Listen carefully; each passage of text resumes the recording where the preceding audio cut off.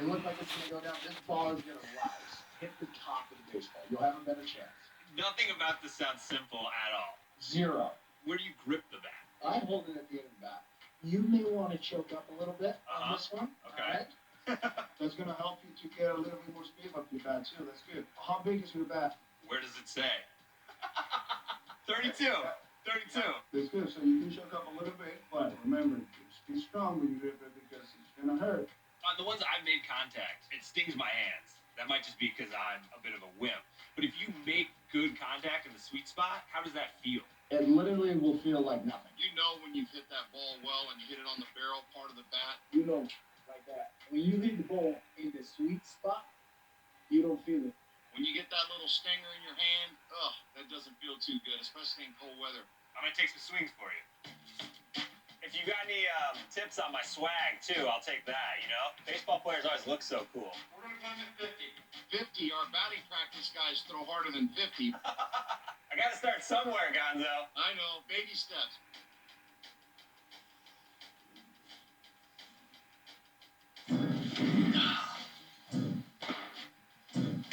Oh, I got the pressure on. I know you're watching. I can make the contact. Here we go.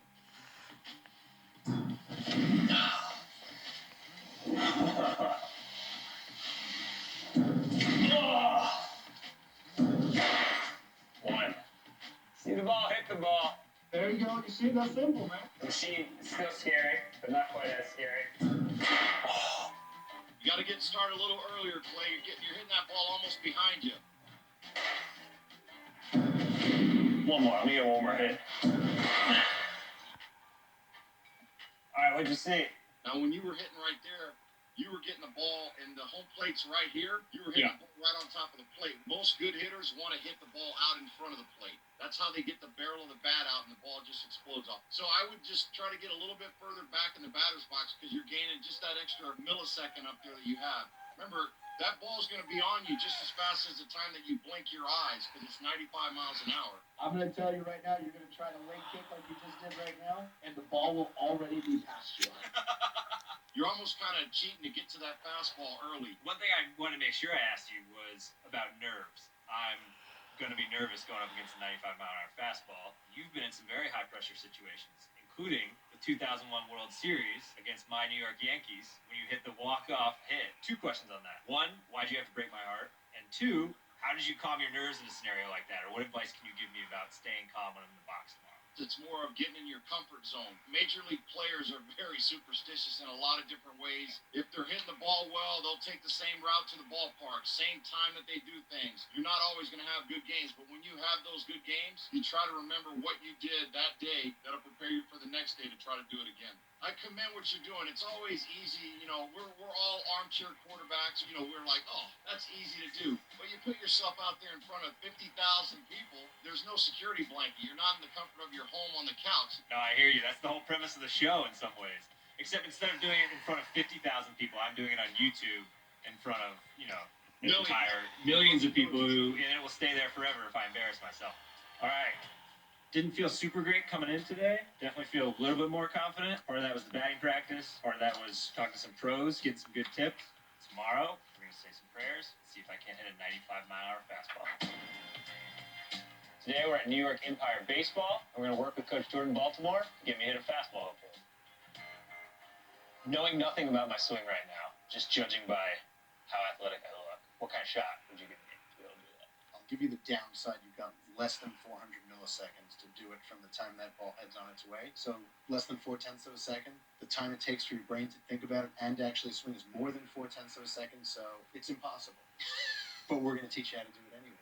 I mean, I think the thing that's pretty illustrative is that the Hall of Famers do it 1 out of 4 times. So can you really control a round bat and a round ball and the millimeter at which you hit that ball? The answer is no. But if you have a great swing and the plane of the swing is right, over time, on average, you will have great contact. I mean, a hard hit ball that's a line drive or a low fly ball. But in the absence of that, no, if you have a bad swing, on average, you won't have good outcomes or even good output. First you'll learn to swing, then you'll learn to hit. What happens to people who try to hit before they swing? You introduce a mental threshold. Instead of swinging as hard as you can or nearly as hard as you can, your goal becomes becomes, can I just make contact? That's not the goal. Hitting a ball that bounces 20 times in the infield, and then you're out by 40 feet, and then you go back to the dugout and say, hey, good contact. That wasn't good contact. That wasn't interesting at all. And swinging and missing is not necessarily a failure. Did you have a great swing? Then let's understand why you swung and missed. Swinging and missing with a great swing is better than contact with a poor swing. Sounds like you have a lot of knowledge to impart on me. Walk me through what you're gonna have me do, what we're gonna work on, how this is all gonna shake out today. Sure. So we'll start with the movement screening. I just want to understand your strength and mobility. Because the reality is, if you can't physically do a movement, and I stand here insisting that you do that movement, that ends in one or two places: frustration or failure, or both. Then we're going to hand you a bat and tell you to swing. And we're going to watch you try to accomplish a task. Then we'll start to build some of the mechanical movement involved in the swing, and we won't even use a baseball to do it. All right, let's get started. So I brought in Dr. James. He's our director of performance. We're going to take you through the on-base U hitting screen to understand all of your joints. How do you move? Why do you move? Let's look at the strength and mobility, and Dr. James will take you from there. I feel a little better as a doctor here, in case I get hit by a 95-mile-an-hour fastball. There are certain segments of your body where we want to see more mobility and certain segments where we want more stability. This is your kinematic sequence when you're swinging. Going from the floor up, we want our foot to be very stable. We want our ankle to be mobile, the knee to be stable, the hip to be mobile, the core to be stable, the spine to be mobile. So as we work our way up, it's very interesting how it works, where we see this alternating pattern of demands of our body for mobility and stability. This is our seated rotation test. Go ahead and sit down here.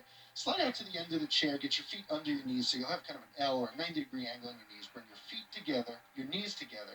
And can you go ahead and cross your right ankle over your left ankle? Squeeze those knees together.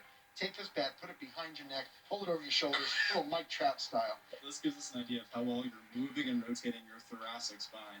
So by locking your knees and your ankles together, we're blocking out the movement of your lumbar spine, the lower part of your spine. So we're just getting an idea of how that's rotating. That's a key driver of creating that separation and that swing and creating that good rotational acceleration. So if you can't rotate, then that's something we have to address before we even put a bat in your hands. Turn to your right as far as you can. So he's about 45 degrees. Go ahead and cross your left ankle over your right ankle. Now turn as far to your left as you can. So I'm at about 45. What's good? So we want more than 45 degrees. That's bad. Okay. Bad would truly be pain. Anything else, we can either work around or train with corrective exercise. Go ahead and stand up. I'm going to put this bat down right here. I want you to step right outside the bat so your feet are aligned. I want you to hold your hips with your left foot only. Turn your toe in and try and touch the bat handle. We're looking at internal rotation of your hips right now, and now you're right. Oh, no, Yeah, it's much easier to do. Is that good as a righty, or is that? So that's something that we're going to need to address because that left hip being able to internally rotate during that swing is critical, and that's something that we're going to address with the drill later So I'll on. just hit left. You might not hit it all. Let's go ahead and now rotate your hips. Now, can you look to turn in a rotational Both? way rather than kicking the hip out side to side? So when you're doing it on your own, you're relying on your own Yeah. system to be able to both stabilize and to move, right?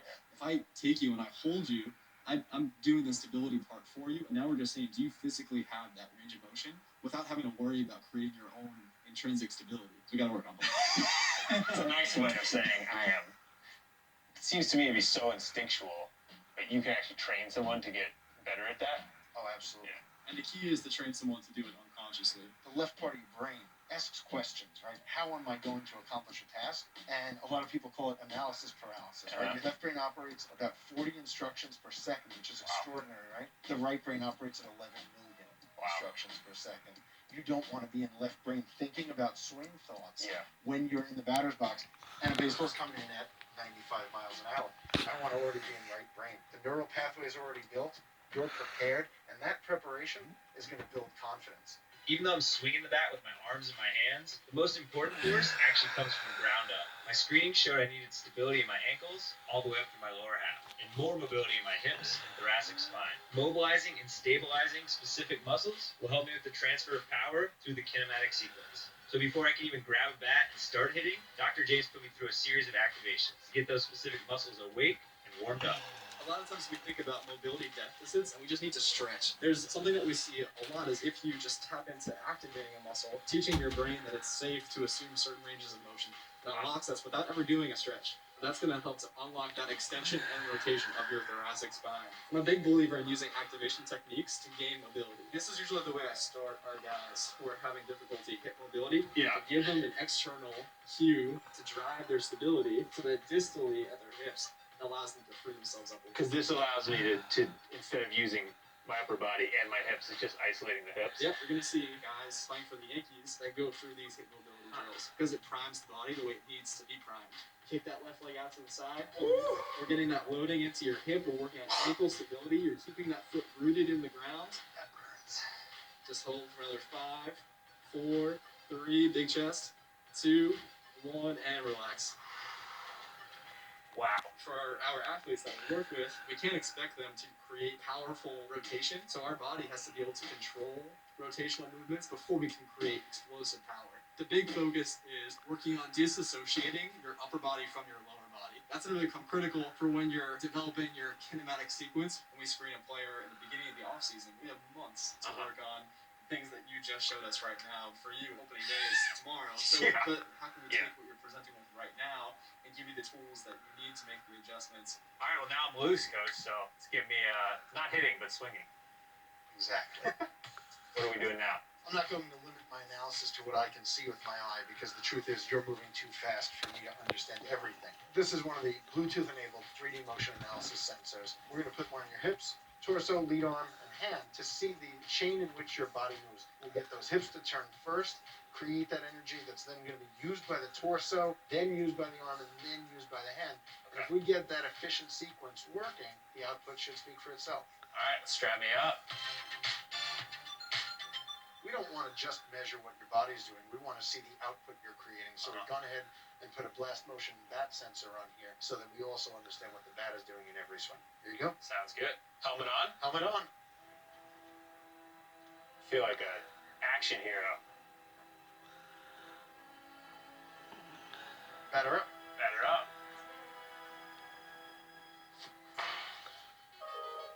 Is this good sound or bad sound? Yes.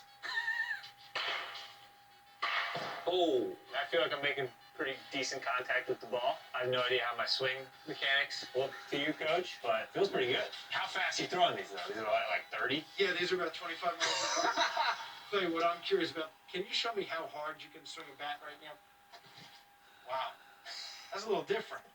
Yeah.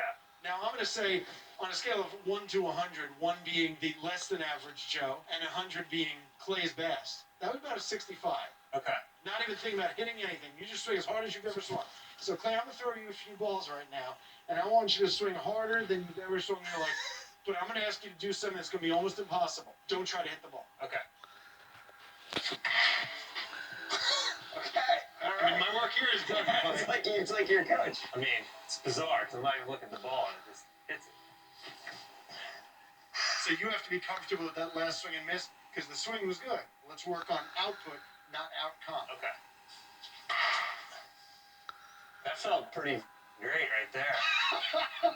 Dr. James is not going to be happy because I definitely don't have stability on the lower half. Stability in the lower half is absolutely critical to rotational speed. Yeah. Because if you're just spinning out and you're not stable in the lower half, we're not efficiently transferring energy from your lower half into your upper half, right? If it's just spinning out and we're not bracing ourselves on what we call a lead leg block, and you can't stabilize the core in the lower half so that your torso can then rotate against your core, then you're never going to swing as hard as you possibly can. Yeah. So I'm going to give you a very simple instruction. When you land on that front leg and you want to swing your bat, how hard can you press your left heel into the ground while you're swinging? And that's going to help to stabilize your lower half. Batter up.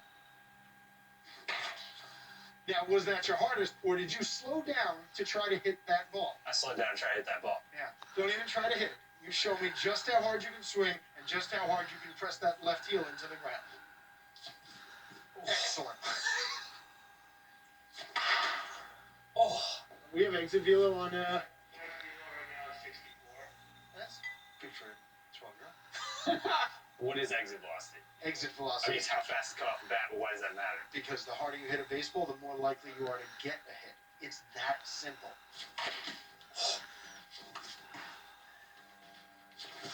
Oh.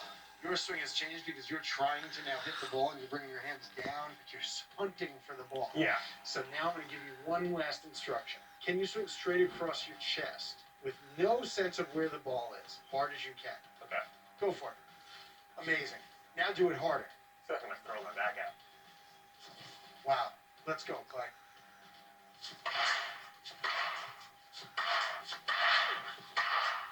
Oh my goodness. So it's interesting, Clay. As I was watching you swing, those first few swings, you were just trying to hit the ball. And when you did, we saw low exit velocities. And energy wasn't being transferred up the chain very well. I asked you to free up. I said, don't try to hit the ball. Just show me how hard you can swing. And immediately, exit velocity jump. Energy transfer up the chain went way up. And we're going to look now at your kinematic sequence. But I took a little sneak peek, and I saw that we went from moving like a gate, where all four of your segments were moving together. The thing that opens and closes, yeah. And then on your very last swing, you moved as athletically as you've ever moved, certainly while in the cage.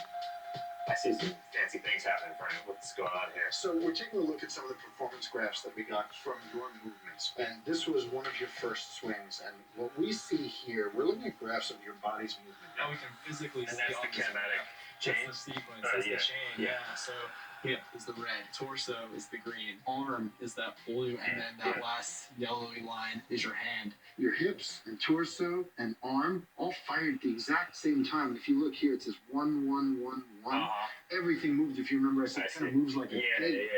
You see the separation between each of these lines is very, very small, right? Yeah. We didn't transfer much energy. So took a look at your swing, spoke to you and said, here's what I want you to do for now. When you start that swing, crush the ground as hard as you can with your left foot, right? Your exit velocities went up by 50%. You put two things together in your training, helping to stabilize your lower half by really focusing on crushing ground with that front foot, but you also started to swing more freely. We saw that in the improved exit velocities, but we also see it in your kinematic sequence. Your hips fired, then your shoulders, then your arm, then your hand, and amazingly on this, we didn't only have great output, we also had a great outcome. It's the hardest ball you hit of the day. You also hit it at your peak hand speed. On your worst swing, it took you 0.76 seconds to go from your very first move, your load, to hit a baseball. And I told you, you had a maximum of 396. Yeah. It took you 760. Yeah. You're pretty much hitting the ball after the catcher throws it. Yeah, exactly. At your best, you brought that down under 396. And that speaks to, will you be able to catch up to the 95? And on your very best, you did get under 396 milliseconds. In fact, you almost got to 300 milliseconds. And all that depends on the kinematic chain. And So working that so that you can get around more quickly, and then from there, that's absolutely. when you can actually become pretty stellar. But this is exceptional. Well, I have good coaches.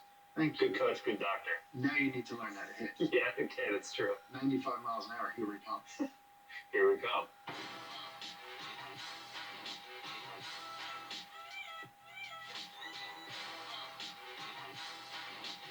Practice is over, the analysis is over. Now it's time for me to see if I can actually turn my swing into a hit. It's the final showdown. I got 10 strikes, a couple caveats for all the YouTube haters out there. Obviously, we're inside, we're not in a stadium.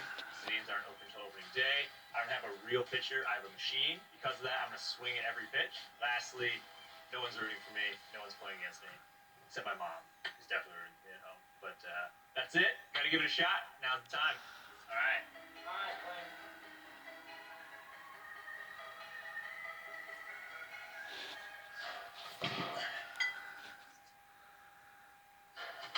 Oh, that was contact, technically.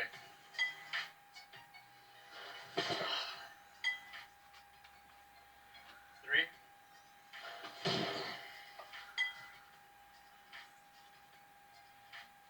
Oh, thought I had that. Oh, those last two are close. Oh.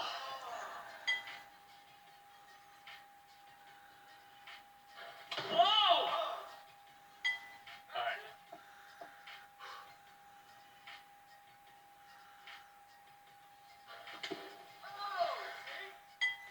Actually didn't hurt that bad.